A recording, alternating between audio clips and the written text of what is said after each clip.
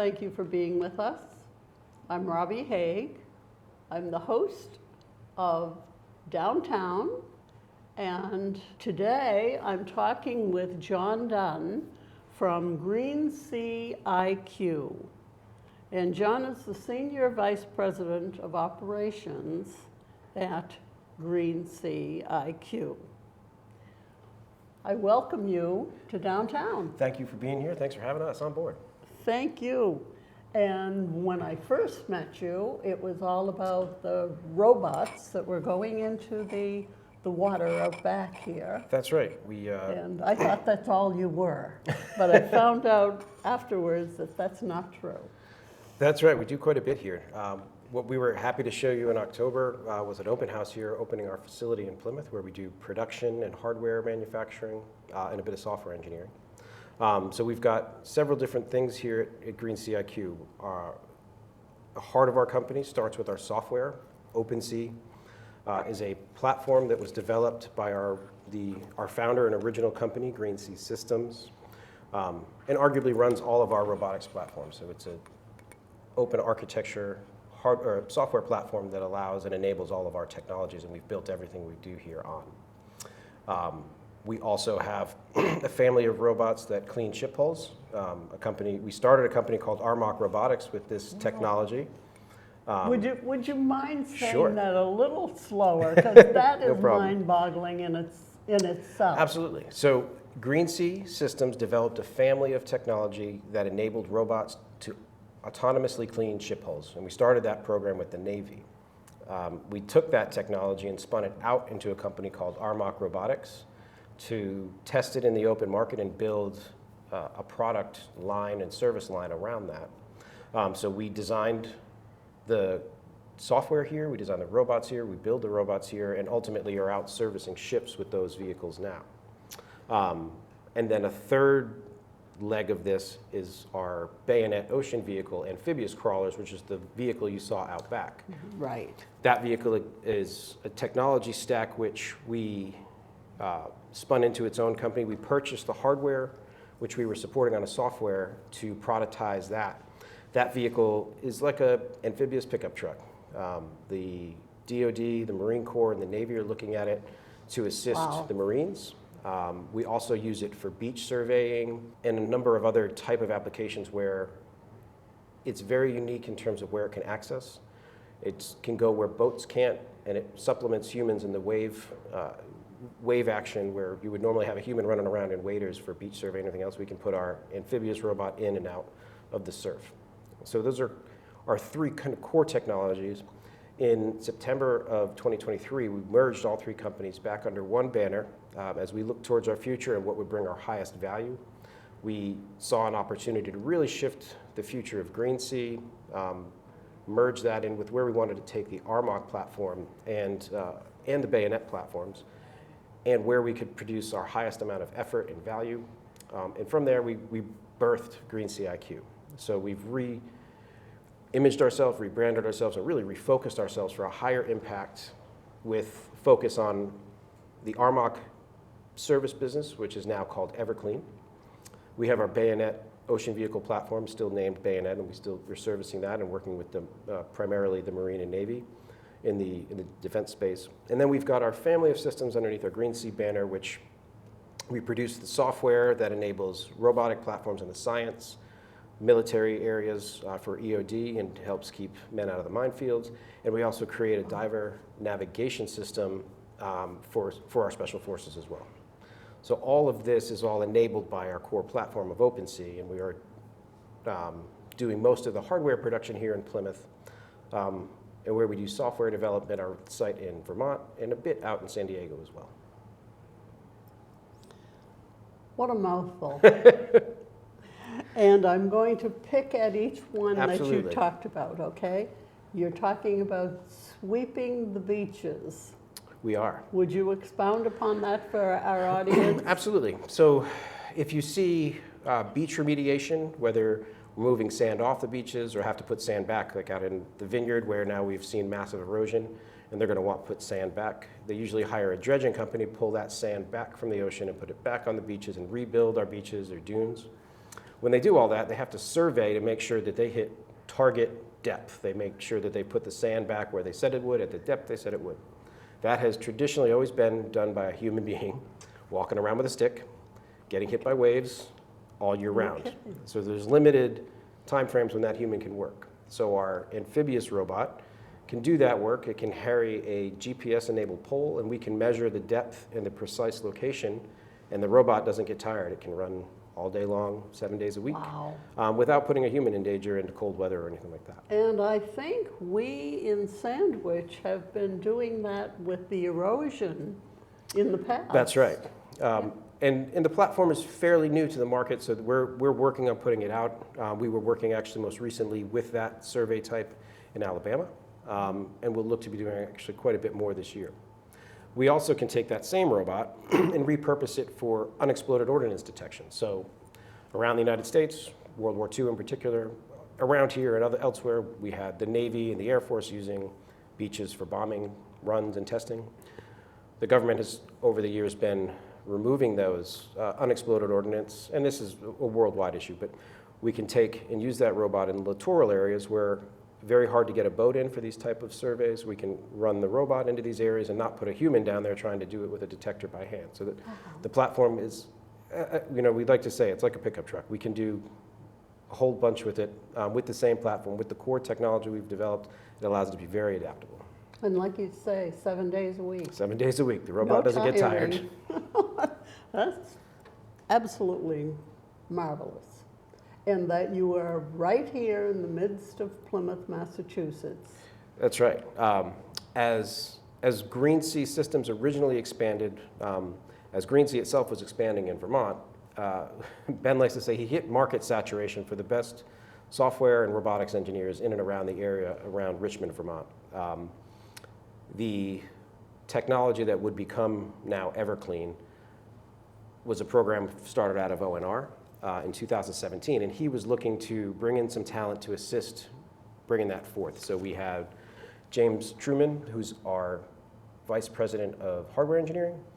He was looking to do something different. Ben and James had an existing relationship, so they got together and decided that they would start the Plymouth office. And Plymouth was a great location, particularly pre-COVID, with, and this location in particular, because we had a train stop here. It's a great place between Boston and the Cape where there's a lot of great robotics talent available to pull in. And so we used Plymouth as a really great hub in between these big talent pools to bring people together, and it's worked out pretty well for us. And you have the ocean at your back And we have the door. ocean on our back door, which is really great for testing Right. robots. And when I first was here, you were lending out robots to MIT students, if I remember correctly? We were supporting that effort for the open house. So for the open house, and as okay. part of the Blue Tech conference that was happening in Plymouth, we supported that and actually opened up our facility and helped get beach access for the MI2 students to be able to demonstrate, and a couple of other partners that were working at that show. It was quite an open house. It was great. We were really tickled to be able to tie the two events together and get people here and then open the doors and show people what we had done and what we had built over the course of 2 years. We started down the hall in a smaller suite. We were able to open and take over the front of the house in April of 22. And then last year we opened, for us anyway, the back of the house here, which is really housing the heart of our production effort, a bit of our executive staff, and then we have an operations basement, and we opened that for our employees in May. And we were really excited to show. We've got now, I think, 18,000 square feet here in Cordage Park. The area has really embraced us. The location is great. The building management has been very supportive of helping us both get up and running and get us access to everything we Excellent. need and make sure that we're set up for the success. Now, Everclean, is that the portion that cleans the boats? Yes, ma'am. So Everclean is our giving back in a way to use the robotic technology we've developed to clean ship hulls. Fundamentally, I grew up in Newport. I grew up racing sailboats. Oh, Anyone who okay. races sailboats, it's really easy to explain that a clean hull makes you go faster. shipping, we haven't changed much in the way of how we treat our hulls since we started putting ships in the ocean. We put awful things on, poisons and anything else to keep Mother Nature from growing on them, and generally lose the battle. Okay. As the world is really shifting, it's a different way of looking at the problem, where traditionally we either pick a ship out of the water and we spray it down and then recoat it with paint, or we use traditional divers with big carts. We strap divers to carts that look like lawnmowers and they mow the grass very reactively. Or we use larger reactive robotic platforms that are man-driven, pretty expensive to also do that same type of operation. Everclean is a different approach to that. It's more like brushing your teeth. You use a small, cost-effective robot that can either travel with the ship or be very mobile and agile going into a port, and we clean the ship early and often. So before a ship grows barnacles or grass, we clean it. It's, leveraging robotics like a Roomba to clean your house or brushing your teeth in concept. So if we keep the ship always clean, then you never realize the penalty in fuel or efficiency reduction realized through extra fuel burn. We never put that extra carbon into the atmosphere. Ship owners save both money, time, and effort on maintenance. While it's a paradigm shift on how maintenance is ever done on ships before, it's a win-win for the owners.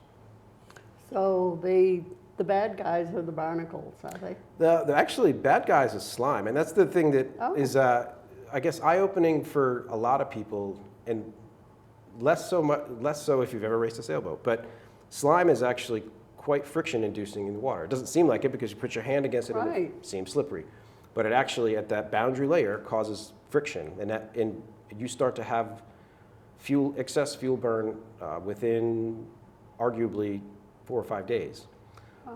At that size of and the larger the ship, the bigger that problem becomes. So they've been trying to tackle it through chemistry for years. We got really successful at it back in the 80s, but then killed everything in the environment around the ships as well. So they outlawed some of those chemicals, and again have been looking at different ways to cut that problem. But we have this area in time where we've compounded, or have the ability to put smaller robotic platforms that are cost effective, but we also had a time in history where we're finally concerned about carbon in the atmosphere and reducing fuel and making shipping carbon neutral. And we are not the entire piece of the puzzle, or entire solution to the puzzle, but we are a piece of that as we shift to greener fuels, different fuel settings, different ways to steam, mode. We are a piece of that solution. So you are truly green. We are certainly trying to help be green. Wow, that is, there's so much more than I can even hold on to at this point in time. But you've been doing this for a while. I've been involved in robotics for about 10 years, subsea robotics. I started in more traditional remote operated vehicles, ROV, in the energy space. I worked actually in Plymouth, Rhode Island, and a lot of Gulf of Mexico before the wind farm stuff got going. And then I spent a lot of time with some of the larger subsea construction companies in the Gulf of Mexico between managing construction vessels and ROV fleets. And I was, prior to that, I'm a proud Mass Maritime graduate, and I shipped out for a decade before I got into the subsea robotics. Impressive, very impressive. And I don't think I heard about robots that long ago. Well, I mean, we didn't know they were on the horizon. They're certainly, everywhere we look now, robotics is taking over. I think that they've probably been under the radar for a long time, and now we're approaching a place, I guess, in time or history where their utilitarianism is becoming more and more widely available. Price points coming down. The software that drives robotics has advanced rapidly in the last decade to allow them to be more places all at once. So we're seeing that, I think, rapid adoption of what robotics can do faster and faster, I think, at this point in time. And it stretches from space all the way to the seafloor. It's amazing, truly. It's a lot of fun. It's really impressive what the group of incredibly smart humans here can do when they put to a task. They build incredible technology. And you have a solve lot problems. of them here. Yeah, we do. We do. I think we have 40 here in the Plymouth site. Wow. About 40 of our staff are here. Wow. So it's a great group to come to work with and solve problems with every day. Excellent. I know when I was walking through before, you could hear a pin drop. Yeah, it is There's kind a of lot a of quiet place. thinking There's a lot going of on. thinking going on. Some days it's quieter than others. Some days Well, it seems like that's good to a hear. party, but That's good. So,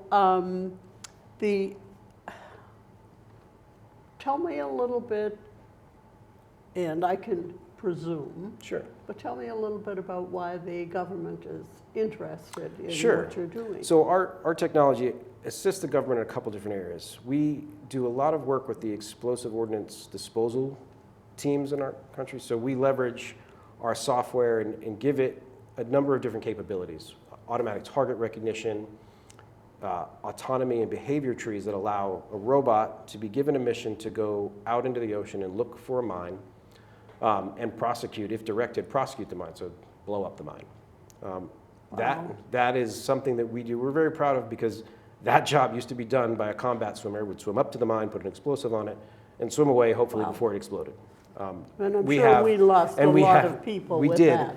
and we have on our staff a number of gentlemen from that community that help us shape and make sure that our solution is fit for purpose, that it's doing the job and really bringing our men and women out of the minefield. So we're happy to do that, and we're able to leverage that stack into our bayonet crawlers, which does the same type of thing, but in the littorals where a free-swimming robot can't get to, the tank vehicle can, and uses that same stack. So we're able to use these family of systems we've developed for the DoD to bring people out on a couple of different areas and expand that reach on a common platform.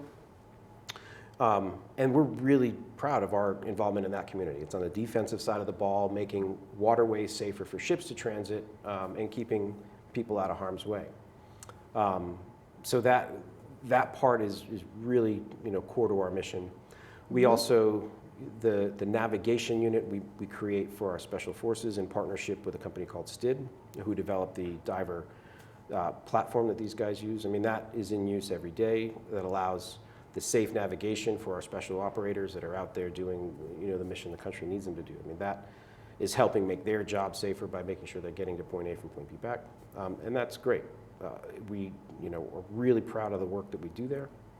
And all of that was real core to the original Greensea.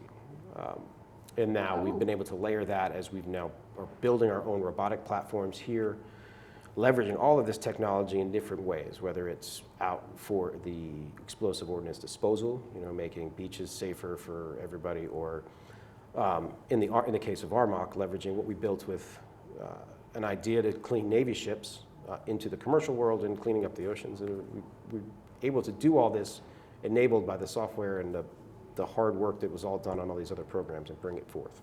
Wow. I was most impressed watching the waterfront scene that the robots are basically batteries. There's a big part of them that are batteries, Yeah, in my thought. Yep. Okay, it was basically batteries. But that battery going into the seawater was able to function. Yes, in this case, the batteries on board are those are lithium nickel or lithium ion. They are enclosed in a waterproof case, so the water actually never touches those. So we do a lot of engineering to keep water out of places we don't want in terms of our robots, and that's part of the trick, making sure the water stays out and the magic smoke stays in. Wow. So, but the platform itself is essentially batteries, motors, and electronics with software loaded on to make it smart. So smart. I, this morning, was reading that the gentleman who is responsible for lithium-ion batteries just died, John Goodenough. Oh, really? Does that name mean anything to you? Not specifically, no. I was most impressed when I read it. I said, I wonder if I can tell John Dunn that. That's pretty interesting. I did not know that. Yeah. So, and he died at a very ripe old age, I might say. So, so where are you going from here? That's a great question. So from here, Arguably, in our Everclean business, we are continuing to grow. This year is looking like a pretty big growth area in our cruise ship service business. So we are very active in Florida and Texas, cleaning ships. Primarily, the cruise ships are very forward-looking. They're an interesting client because they own their own ships and they pay their own fuel bills, and they're very acutely aware of their environmental impacts, arguably more than many others. So I'd say they're the front leaners. They very much leaned in on this type of solution. So our growth in that segment is really fueled by that type of client. And they are enabling us to leverage the data we collect with the robots to really show the world like, this really matters. If you look at the new way of doing things, and there's something to be had here. So today we are really focused on growth of that platform. And realistically, the biggest growth area is Florida and Texas because that's where the cruise ships are coming into by and large in this country. And we'll look to start to expand that outward and internationally later in this year with some partners and partnerships. So that's pretty exciting. Our bayonet line, our amphibious crawlers, we really see that our production is going to increase this year. It looks like the DoD is ready to start purchasing these for the Marine Corps and the Navy, or all indications are. But we're also seeing that leveraging the platform for beach survey is picking up, and for the explosive ordnance disposal is also looking like it'd be a pretty big year for us there. And then we have our continuing, great segment where we'll continue to build and ship software for the EOD community by and large. And that'll be, how our year and the next kind of year-on-year things will look and add and grow here. So we'll continue to add headcount here in Plymouth to build more robots, which is really exciting. And probably this will still be our biggest growth area inside the company. And we are having, I believe, 23 cruise ships come into our harbor this year. In Plymouth, yes, we are. That's actually, we've been talking about that, and with that size operator, we'd be in how we can best service them and their port stay and op tempo, and how we best service that type of operation as well. So there's a possibility. Yes, ma'am. Yep. Wonderful. Yeah. Since it's all new there and That's connecting with you. Yeah, it's all very new, and we're really excited to figure out how we can showcase our capabilities for them and then help make them more efficient. Excellent. So, this is exciting.